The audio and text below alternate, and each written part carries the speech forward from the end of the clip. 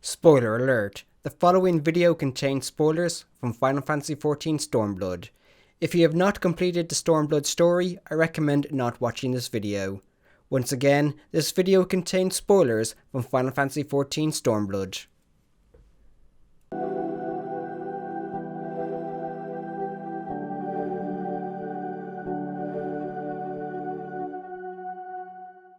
Hello, this is Aaron Mean of SG Gaming Info, and welcome to Spoiler Talk.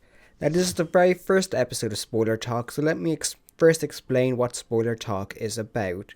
Spoiler Talk is basically about spoilers in video games that I reviewed. So what's going to happen from now on, is that when I review a game, I will then do a separate video in which I will talk about a lot of the spoiler aspects of the game, and as you can probably tell from now, it is unscripted, it is live recorded, and it's unedited, which means there can be mistakes when I say stuff, or I might say the same thing again, or I might say the same thing again, and that is a really bad joke, but I'm going to keep that in. So since this is the first episode, it will obviously be a spoiler talk on the game I just reviewed, which is Final Fantasy XIV Stormblood, which I gave an 8.5 out of 10. I know a lot of other competing websites have given it a higher score, but my score was lowered, as you can see, by the technical issues that I talked about, as well as the story not being as good as Heavensward. Although a lot of people seem to argue that Stormblood's story is just as good.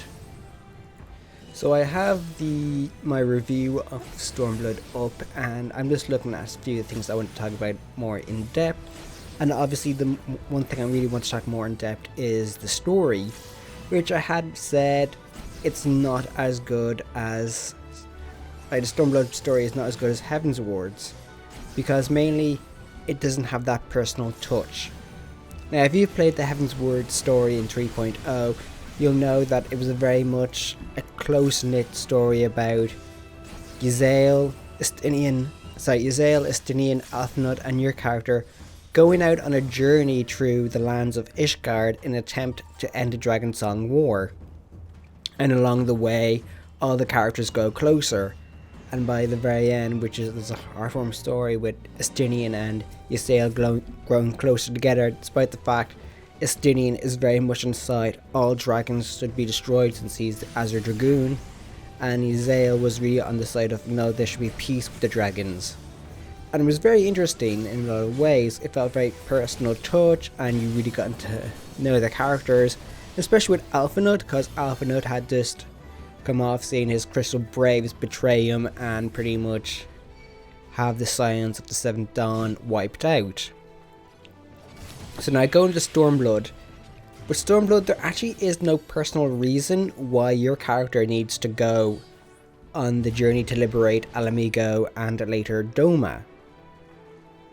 It feels like something you're just going along for the ride in many ways. It's like, oh, I'm friends with Lys, the Scion of Seven Dawn, they need a hand, well, okay, I'll just go along with them and see what I can do.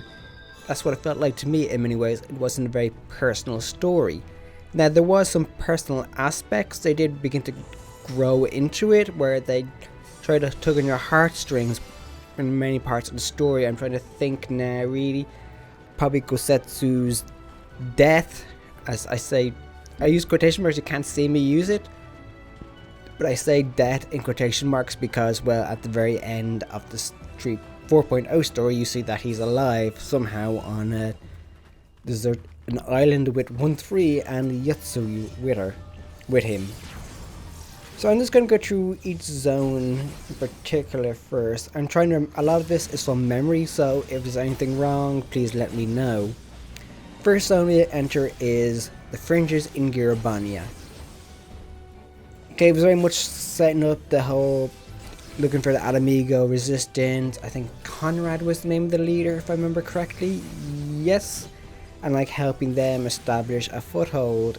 Well, not foothold, basically make them build up, because a lot of them are obviously downtrodden over what happened. A lot of that extends into the peaks as well. But when we get into the peaks, we get to see what's her name? Ferdola and her skulls. For those who don't know or never really pay attention, Ferdola is based in Alamegan. She's Alamegan descent, sorry, but she works for the Guardian Empire in a way so she can basically help those collaborators gain power and be respected in the Guardian Empire, Guardian controlled Alamigo, which is interesting. Character, not really liked her too much. And of course, before we get too far into the peaks, obviously, basically, stuff goes down. The 12th Legion and the 12th Legion is controlled by Xenos the Galvus, who is the Prince of the Guardian Empire and Viceroy of Alamigo and Doma, which is quite interesting. That's quite a spread. Consider, like, oh yes, I'm the Viceroy of this place and I'm the Viceroy of this really far away land. It's like, okay, that makes sense, despite the fact that you're really hardly in Doma. I think actually he was only really in Doma during the quell the Doma Liberation Front from basically trying to retake Doma. What else is there to really talk about in Alamigo? I would find that interesting. The first, it's not interesting, it's probably a bad sign.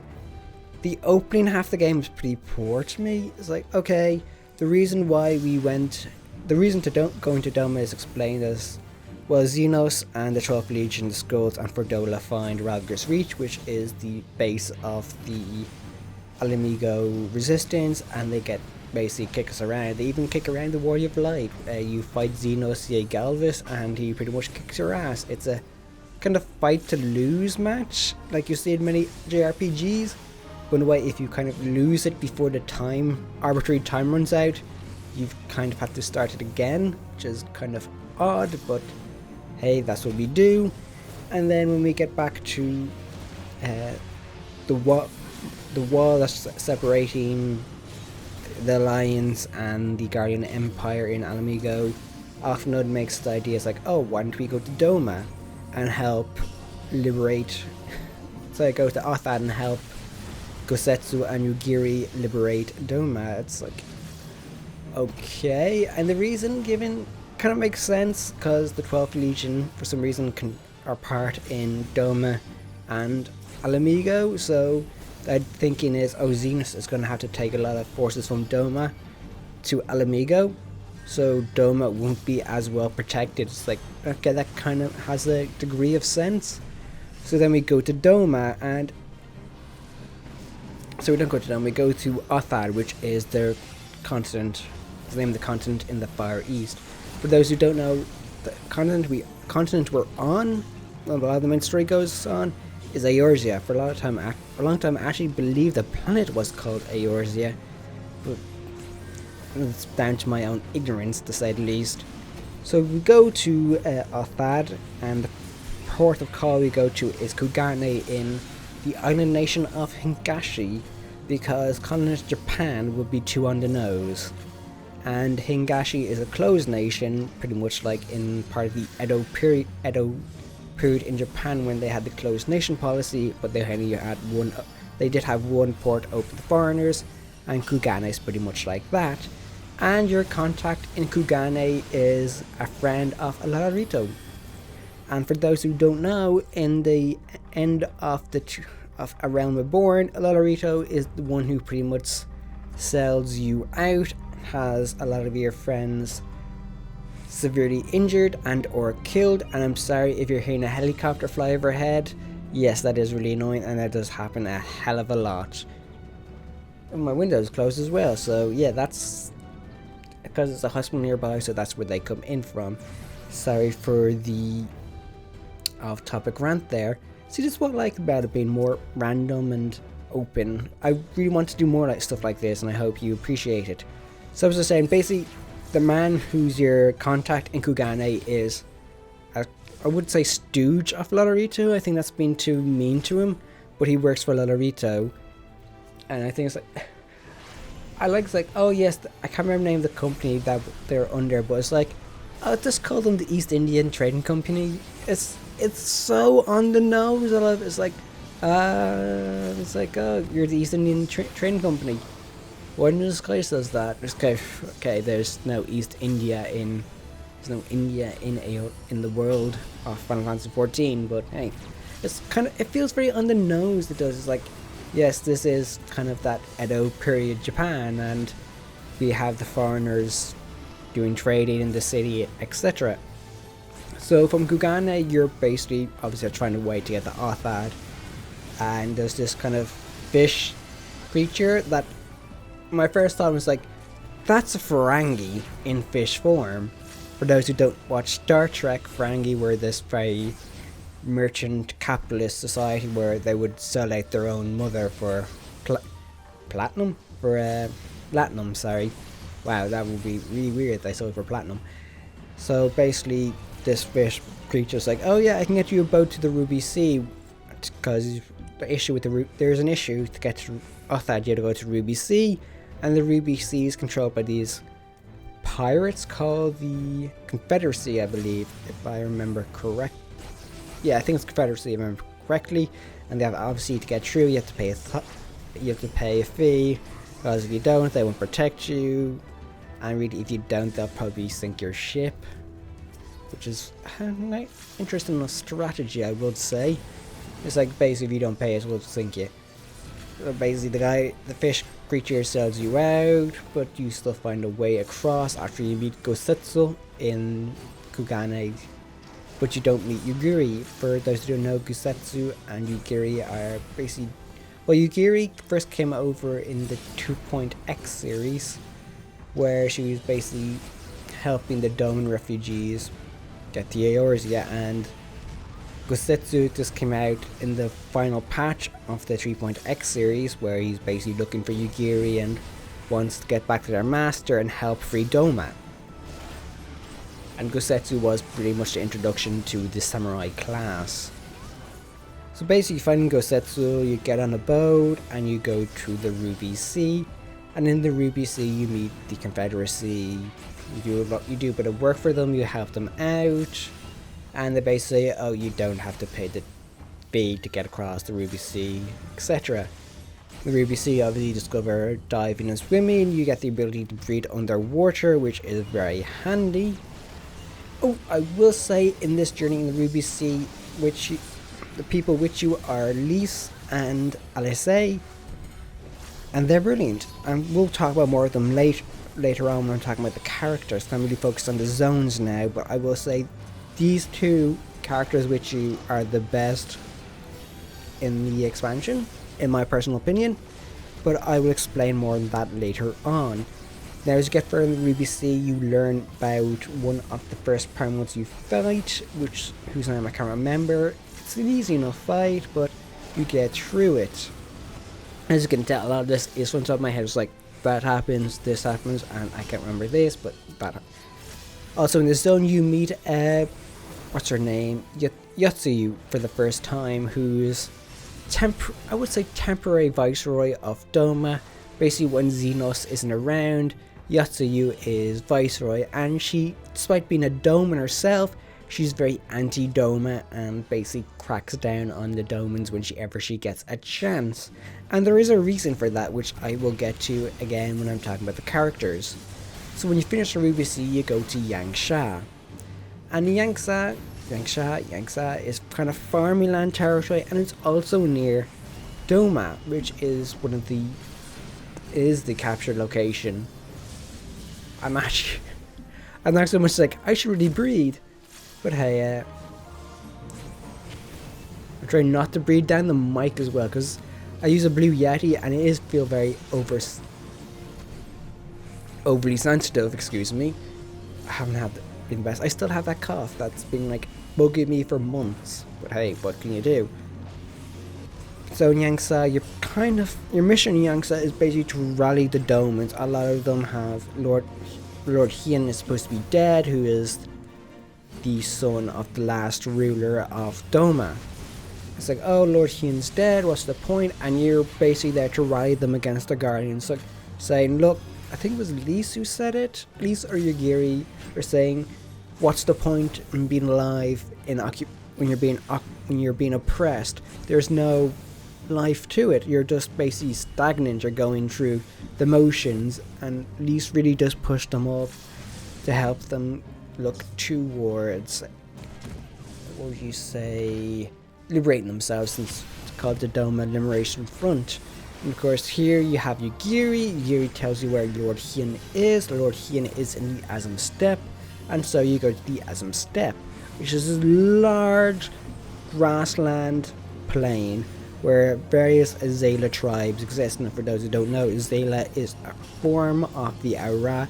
It's a lot of the darker skinned ones, like the dark purple skinned ones, not like the lighter skinned ones, which are called, I can't remember the name of the lighter skinned ones to save my life, and I actually played one of them.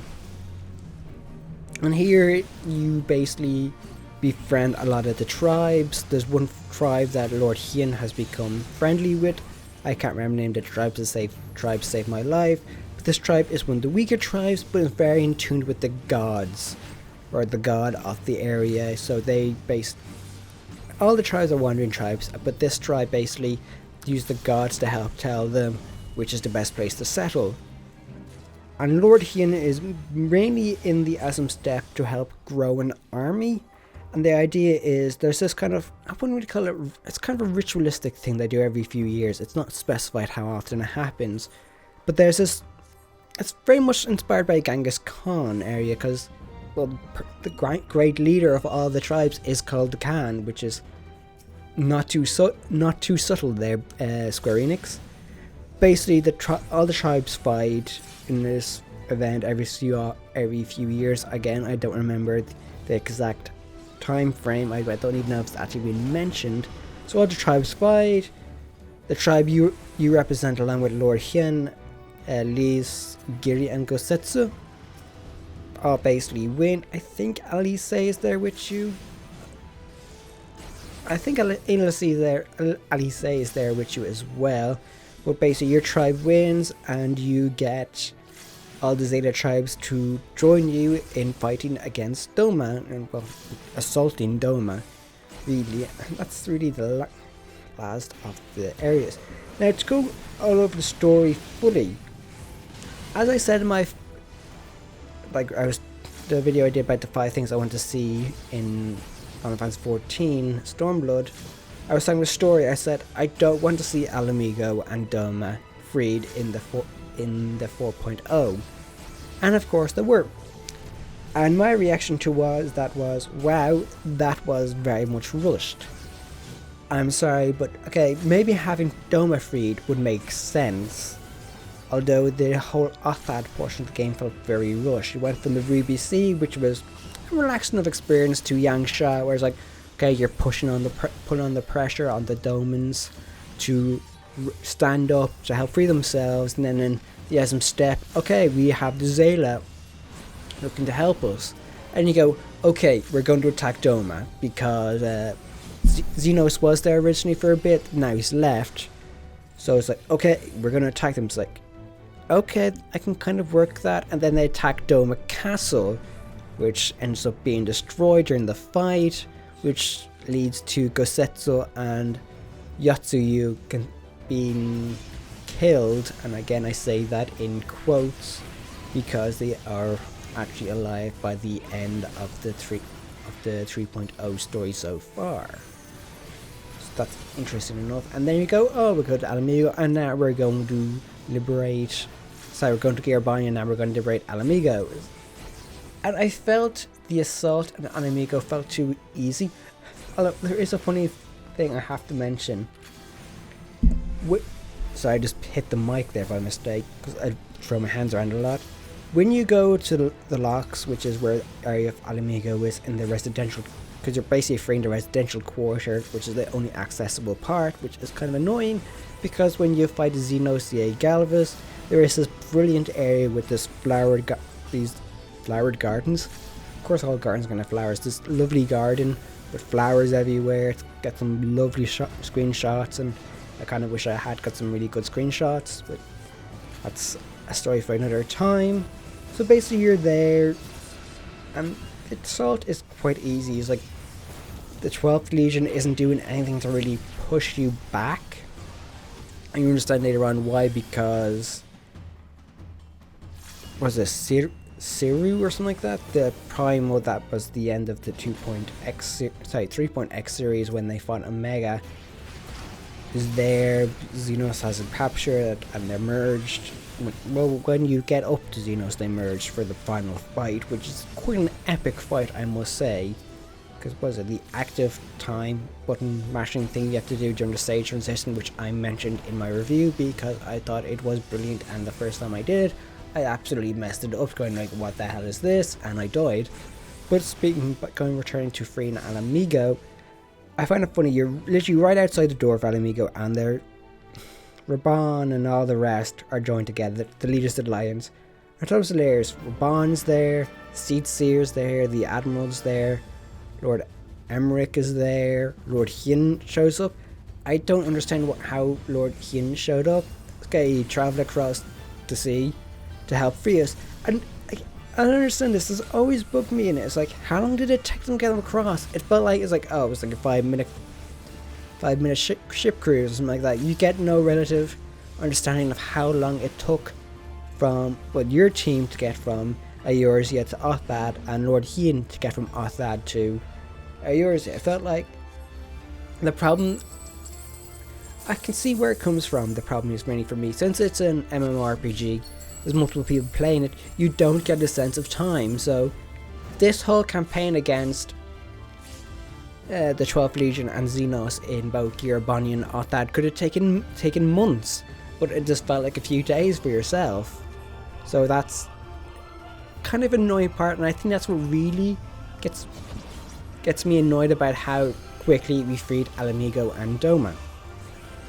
But speaking of all the leaders of the Lion showing up, it made no sense because Raban was the only one voiced. So when they were doing a cutscene, it's fully voiced cutscene with Raban doing a lot of talking, and it's just to see the Seed Seer, the Admiral, and Lord Emmerich, and they just nod their head. It's like, or smile, and it's like, could you not pay the voice actors or actresses to maybe increase that importance of the scene? It's like, okay, it's the final attack against Alamigo, and they're just there to be there, which felt odd because I think the Admiral was voiced earlier on when you find out Krall's been captured, but it's just like, okay, it's an important scene. Alamigo, they're gonna free it, and they're just literally nodding heads. I don't know, it bugged me way more than it should. Okay, then the attack on Doma happens. I would say it's quite epic. The Totem Mages, I can never remember say that. The mages that use fire and ice, they attack, and then you get into Alamigo's dungeon, which it's quite easy enough dungeon. All dungeons I find in Final Fantasy XIV are easy enough. If you can get to the dungeon at least one time, you've pretty much learned how to get through it. Of course, then you find Sinru merged with Xenos, which goes well, and yeah, you freed Alamigo and Doma, and the Alamigans sing the song of the Girabania or Alamigo National Anthem, whatever it is, and Lise looks like she's going to basically become the leader, or a part of the leadership of Alamigo.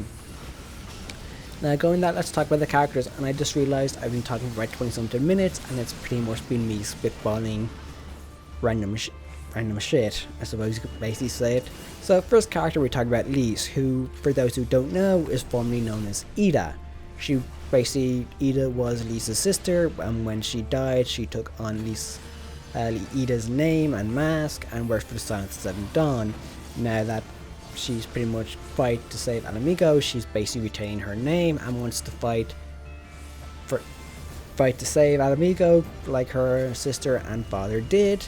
And as you go through the story, she does grow as a person. She has probably the most interesting character growth, because she's trying at the start, it's like, I want to live up to my father and sister, who are these great ralliers of the resistance, and I'm a good fighter but I'm not a good talker.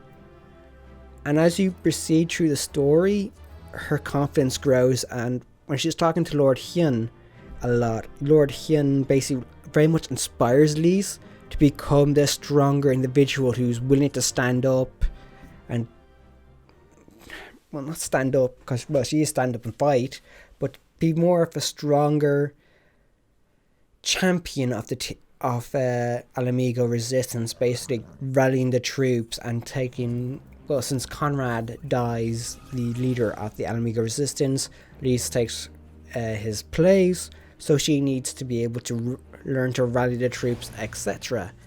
Okay, let's talk about next, Gosetsu and Yugiri. They're not in it for that long. Gosetsu only appears in Kugane and Yugiri appears in Yangsha, and they're both interesting characters. Yugiri will always be a very interesting character to me. She's very much a shinobi style character.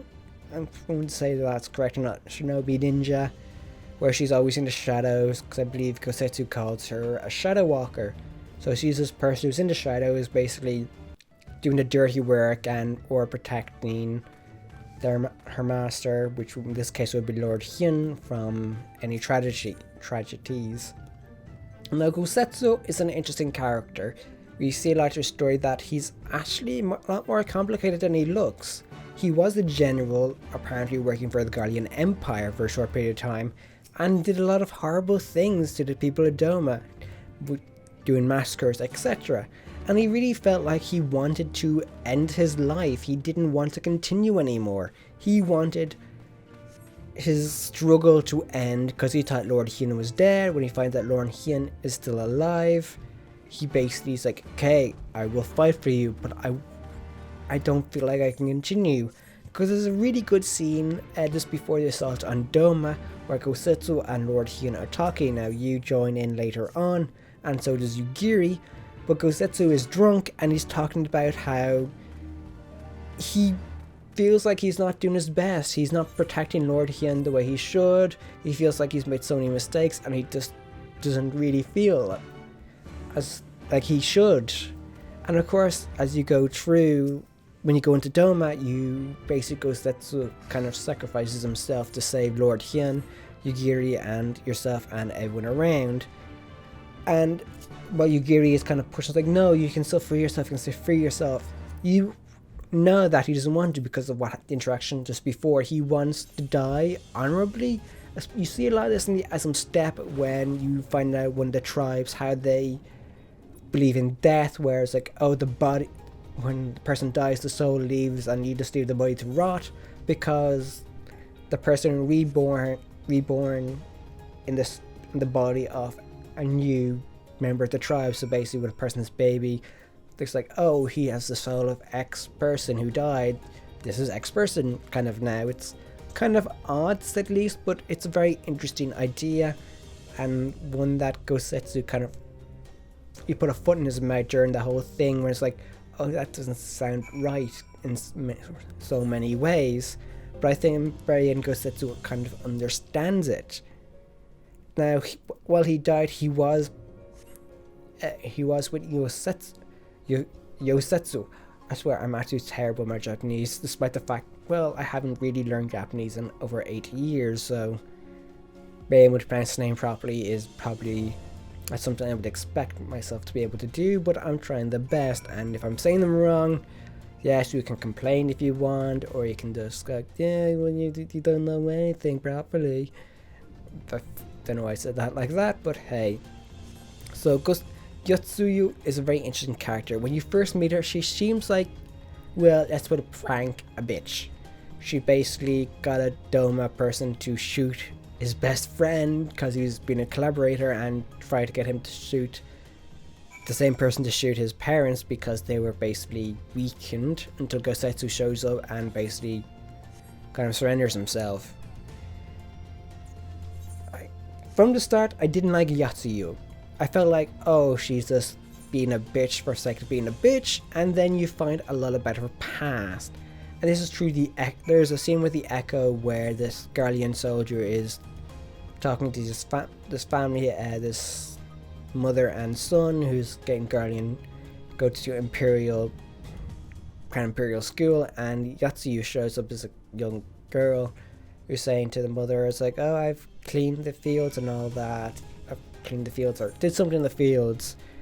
And the Imperial soldier is saying, "You're not registered to have another daughter." It's like, and the woman says, "Oh, it's my aunt's daughter and died years ago, and I'm looking after her." And she's basically, she has to get back in the house, kind of thing. She's kind of like an evil stepmother, the woman is. And so Yatsuyu is basically lived a shunned life by her entire family. Then you find out, oh, the aunt sold Yatsuyu. It's really hard to say, Yatsuyu off to some guy. I can't remember who he is, but the guy was basically a woman beater and a drunk. And then you find out, oh, she was a prostitute as well. We don't know if this was after the husband dies or the husband actually sold her, basically sent her to a brothel whenever he felt like it. And then when the husband died, she became a spy, and she rose through the ranks to become a viceroy of Doma whenever Xenos isn't around. And so you can understand that from her perspective. She hates the Domans for what they did to her. I mean, yeah, you get it from that point of view. She is absolutely horrible, but her life has been an absolute shit show. She was sold to prostitution. She was sold off to a man who beat her and was constantly drunk. Honestly, I don't see anyone else going to a situation where they could take a moral high ground saying, oh, that woman's basically evil for the sake of evil. No, she's not. Her life was pretty much ruined by her aunt who took her in, and what everything after. I actually, in the end, when Yatsuyu is supposed to have died, I felt so bad for her. I actually kind of want her to have a redemption story. Now, a lot of people are going to think that's a bad idea to have a redemption story for her, but I really think she will with Gosetsu. Since she's on that island with Gosetsu, I really do see her getting redemption. Gosetsu is going to try to convince her to become a better woman. I don't know how this is going to happen, but I can see towards the end of the 4.x series that Yatsuyu may be a transformed woman. She might become more... Well, she'll still probably have the deep hatred of the Domans, but she won't be this kind of crazy woman she was in the 4.0 story. That's how I see it. Now, let's talk about Fordola. Now, Fordola, as I mentioned earlier, is Alamegan descent. She's basically... what should I call that word? She's basically working with the Guardian Empire. She's basically... There is a word for it, and I can't remember to save my life. It'll probably come to me. She's not confidant. It's because with a C. I can't remember to save my life. She's basically working with the Guardians. She's working with them to make herself and the people working on their better people. And basically, she just wants to see us like, oh, you're a lowly Alamegan, we don't really care about you. And you do see that a lot. There's a scene where Fordola had failed and she's being brought before Xenos, and two, I believe, commanders or soldiers basically insinuate that Fordola slept her way to the top, and one of the people she slept with was Xenos. This is one of many sexual jokes I've noticed in the game. A lot of rape being meant, kind of implied rape, implied sexual explicit content, yada yada, which is quite interesting and something I could have gone over my head until like, wait, kind of half is like, wait a minute, was that what implied there? You see the few times in the story actually when a lot of them involving Guardian Empire, just to show, oh, the Guardian Empire are so evil, they do this kind of shit, which is, I don't know. We haven't, well, I hope we don't actually see it in action, because basically that would put the 16 plus Peggy rating all the way up to 18 plus, or I don't think they have a restricted one, because I think 18 is restricted. I'm not 100% sure of their ratings, but wait, there is an adult only version, Peggy. So, unless they want to put it up to 18 plus or AO, yeah, you're only going to get implied sexual content.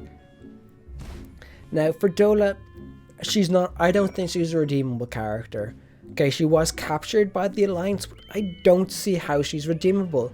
she was a complete, unlike Yotsuyu, who had a reason for being her attitude the way she was. Fordola really doesn't have a reason. Her reasoning was, oh, I want to do it to better Alamigo, to make our people respected in Guardian eyes. Yet maybe that is until you maybe could have worked until you ordered the deaths of your own people by having artillery fired on a bridge where your people were still fighting. I'm sorry, my respect for you has pretty much plummeted to zero, and then you almost kill Alice. Now it is interesting that when you fight her, she does get a form of the Echo via artificially attached to her via machine that Xenos and the scientist set up. The scientist, I can't remember his name, but he doesn't really appear for long. He is a dungeon boss in the Alamigo dungeon, but you don't see much of him. And Fordola really isn't much of a character. She's there to show, I think she's really much there to show how a lot of the Alamigan people who grew up during the occupation, which was been about 20 years, so a lot of people have not known freedom in Alamigo. And there's a part in the story where a bunch of Alamigo, I wouldn't say children, I would say people who, late teenagers, probably 16 to 18 say, and they attack you. It's like, I said, oh, they only know the Guardian Empire control. They don't know what it means to be free, which is very much interesting. Now let's talk about Xenos. Xenos Yei Galvis, the leader of the 12th Legion and prince of the Guardian Empire. Is he evil for the sake of evil? Yes and no. He's a complicated character in my opinion. He fights cause he wants people to become more powerful. When you first meet him in Ralger's Reach, he kicks your ass and he could easily kill you. But he decides not to because he wants you to become stronger. When you fight him in Doma, he comments on how you've become stronger and he wants to fight you again.